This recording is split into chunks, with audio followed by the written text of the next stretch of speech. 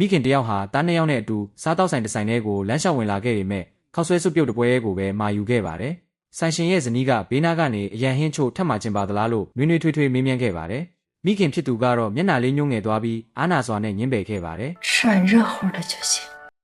ဆိုင်ရှင်ဖြစ်သူကအဲ့ဒီမိခင်ရဲ့အခြေအနေကိုရိပ်မိနားလည်သွားခဲ့ပြီးခောက်ဆွဲပကံထဲကိုခောက်ဆွဲဖက်တွေတိတ်တဆိတ်ပို့ထည့်ပေးလိုက်ပါတယ်။ခောက်ဆွဲပကံရောက်လာတဲ့အခါမှာတော့ကောင်လေးနှစ်ယောက်ဟာချက်ချင်းပဲအလူအယက်စတင်စားသုံးကြပါတော့တယ်။ထိုအချိန်မှာပဲအကိုဖြစ်သူကရုတ်တရက်စားတာကိုရက်လိုက်ပြီးသူတို့အမေကိုဘာလို့မစားတာလဲဆိုပြီးမေးမြန်းခဲ့ပါတယ်။အမေဖြစ်သူကတော့နူးညံ့တဲ့အပြုံးလေးနဲ့အတူသူမဘိုက်မစားသေးပါဘူးလို့ပြန်လည်ဖြေကြားခဲ့ပါတယ်။မိဖို့ချောင်ရဲမှာတော့ဆိုင်ရှင်ရဲ့ဇနီးကလူ၃ယောက်မှခောက်ဆွဲတပွဲကိုမျှစားနေကြတာပဲလို့သူ့ယောက်ျားကိုညှဉ်းညူပြောဆိုနေခဲ့ပါတယ်။ဒါပေမဲ့ဆိုင်ရှင်ကတော့ဘာမှဆက်မပြောဖို့ဇနီးဖြစ်သူကိုတားမြစ်ခဲ့ပါတယ်။မိသားစုတိုင်းမှာခက်ခဲတဲ့အချိန်တွေရှိတတ်ကြတာကိုအဲ့ဒီအချိန်မှာအပြင်ဘက်ကညီအကိုနှစ်ယောက်ဟာစတင်ပြီးစကားများရန်ဖြစ်နေကြပါတယ်။အကိုဖြစ်သူကညီဖြစ်သူကိုအမေအတွက်ခောက်ဆွဲဖက်အချို့ချက်မထားပေးရကောင်းလားဆိုပြီးစူပူချင်းမောင်းနေခဲ့တာပါ။ဒါပေမဲ့မိခင်ဖြစ်သူကတော့ညီဖြစ်သူရဲ့ကော်လာမှာကတ်နေတဲ့ခောက်ဆွဲဖက်လေးကိုအตาအရာကောက်ယူလိုက်ပြီးဘိုက်ဝါရဲ့လားလို့ပဲမေးမြန်းခဲ့ပါတယ်။အပြစ်ကင်းစင်တဲ့ကောင်လေးကတော့သူထက်စားခြင်းသေးရဲ့လို့ပြောပါတယ်။မိခင်ဖြစ်သူကဘာမှပြန်မပြောတဲ့ရင်ထဲမှာတော့ဝမ်းနည်းစွာနဲ့ခေါင်းလေးငုံသွားခဲ့ပါတယ်။အကိုဖြစ်သူကမိခင်ကိုပြန်လဲနှစ်သိမ့်ပေးခဲ့ပါတယ်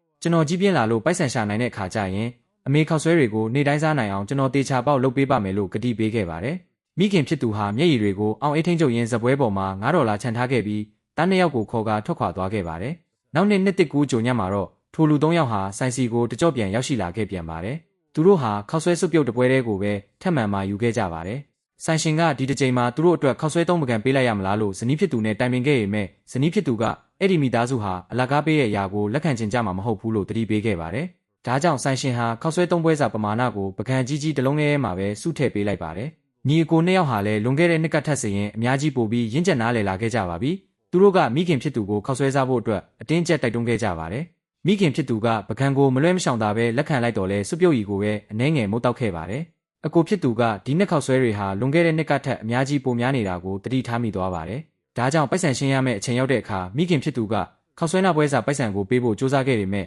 ဆိုင်ရှင်ရဲ့ဇနီးကပိုပေးတဲ့ပိုက်ဆံကိုလုံးဝလက်မခံဘဲပြက်ပြက်သားသားညှင်းပယ်ခဲ့ပါတယ်။မိခင်ဖြစ်သူကကျေးဇူးတင်လို့ဥညွတ်ကာယဝပြုခဲ့ပြီးကလေးတွေကိုခေါ်ကာထွက်ခွာသွားခဲ့ပါတယ်။သူတို့၃ယောက်ဟာလက်ချင်းချိတ်ပြီးအေးဆက်လာတဲ့ညမောင်မောင်ရဲကိုထပ်မံကွယ်ပြောက်သွားခဲ့ကြပါတယ်။နောက်ထပ်တစ်နှစ်ထပ်မံကုန်လွန်သွားခဲ့ပါတယ်။ကုန်စည်နှုန်းတွေဟာလည်းတိတိတသာမြင့်တက်လာခဲ့ပါပြီ။နောက်ဆုံးဝယ်သူတွေထွက်ခွာသွားပြီးတဲ့နောက်မှာတော့ဆိုင်ရှင်ဟာဆိုင်ထဲကိုအပြေးလွှားဝင်ပြီးခောက်ဆွဲစွပ်ပြုတ်ရဲ့မူလဈေးနှုန်း$8ကနေ$5ကိုပြန်လည်ပြောင်းလဲသတ်မှတ်လိုက်ပါတယ်။ချင်းဆိုထားတဲ့အချိန်တိုင်းပဲမိခင်နဲ့တားနှစ်ယောက်ဟာပြန်လည်ရောက်ရှိလာခဲ့ကြပါတယ်။ကောင်လေးတွေဟာအများကြီးပိုပြီးအရက်ရှိလာခဲ့ကြသလိုမိခင်ဖြစ်သူရဲ့မျက်နှာထက်မှာလည်းတောကအပူလိုင်းတွေဖိစီးမနေတော့ပါဘူး။ဒီတစ်ချိန်မှာတော့သူတို့ဟာခောက်ဆွဲစွပ်ပြုတ်နာပွဲတဲကိုမာယူခဲ့ပါတယ်။ထုံးစံအတိုင်းပဲဆိုင်ရှင်ကခောက်ဆွဲဖက်တွေကိုတိတ်တဆိတ်ပို့ထည့်ပေးခဲ့ပါတယ်။ကောင်လေးတွေကမိခင်ဖြစ်သူကိုစားဖို့အတွက်ဆက်လက်တိုက်တွန်းနေခဲ့ကြပေမဲ့ဒီနှစ်မှာတော့အခြေအနေကထူးခြားပြောင်းလဲသွားခဲ့ပါတယ်။ဘဝမှာပထမဆုံးအကြိမ်ဖြစ်မိခင်ဖြစ်သူဟာတားဖြစ်သူရဲ့ပကံကိုယူပြီးသူမကိုယ်တိုင်စားသုံးခဲ့ပါတယ်။ဒါဟာနှစ်ပေါင်းများစွာအတွင်းမှာအဲ့ဒီဆိုင်ရဲ့ခောက်ဆွဲကိုသူမအမှန်တကယ်ပထမဆုံးအကြိမ်စားသုံးမှုချင်းပဲဖြစ်ပါတယ်